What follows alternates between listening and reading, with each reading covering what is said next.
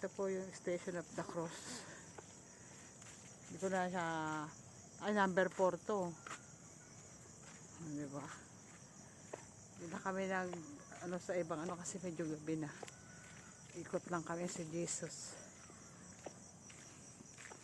Nahanap namin si Judas. Di namin makita si Judas Iscariote. Ayan. Yung iba walang ilaw eh. Medyo gabi na po na kami nakaikot ang pagdarusa ni Jesus sa halamanan. Ayan. Ayan. Tapos ito yung huli. Hindi naman huli. Silipin lang po natin. Tabi-tabi po. Ay, ito na yung tomb ni Jesus. Ayan. Ay, hindi yung ano, yung kanilang last supper.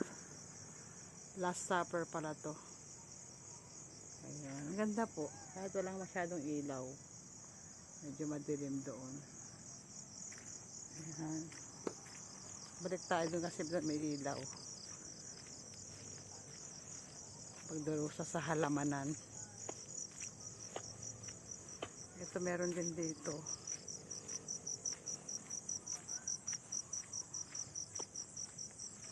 Ito. Balikan ko to bukas ng umaga. Kunan ko sila isa-isa na picture. Ayan yung sa kanya na ano siya. Yung pinahurusahan na si Jesus.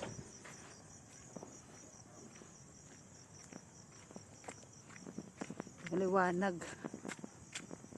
Ayan. Yung pinutungan na siya ng corona. Paghampas at pagputong ng corona ng tinik. Ito na yung pinapasan na siya ng tinik. Ng ano, ng krus. Pinapasan ng tinik eh. Nanggap ni Jesus. Pinapasan yung tinik. Ito na yung pagkamatay ni Jesus Christ. Ito, natumba siya. Nadapa pa lang siya. Si Jesus nadapa sa bigat ng krus. Ito. Ito para talaga yung Station of the Cross na kailangan mo siyang puntahan.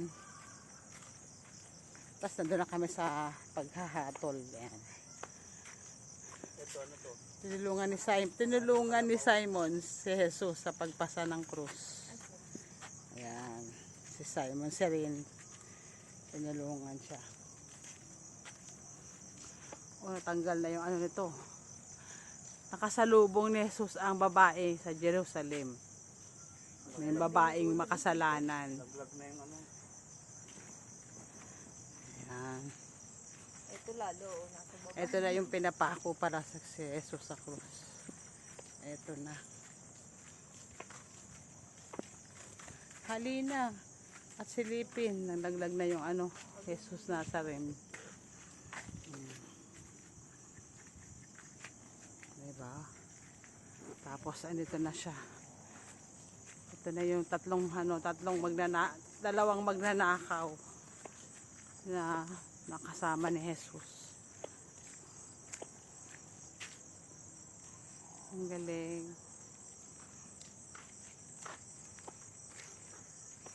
Ang ganda talaga. Tapos ito.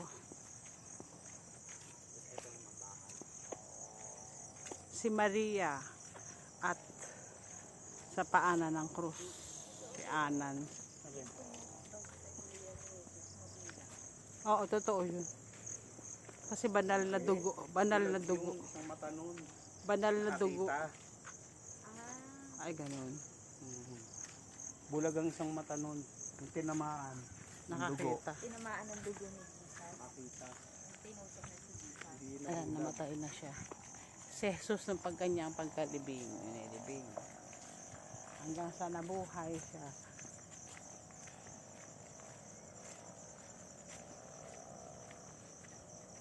Ayan.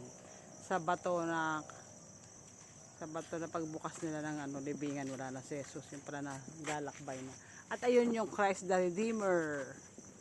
Aakyat kami dyan. Punta tayong picture. Oo, ayaw mo?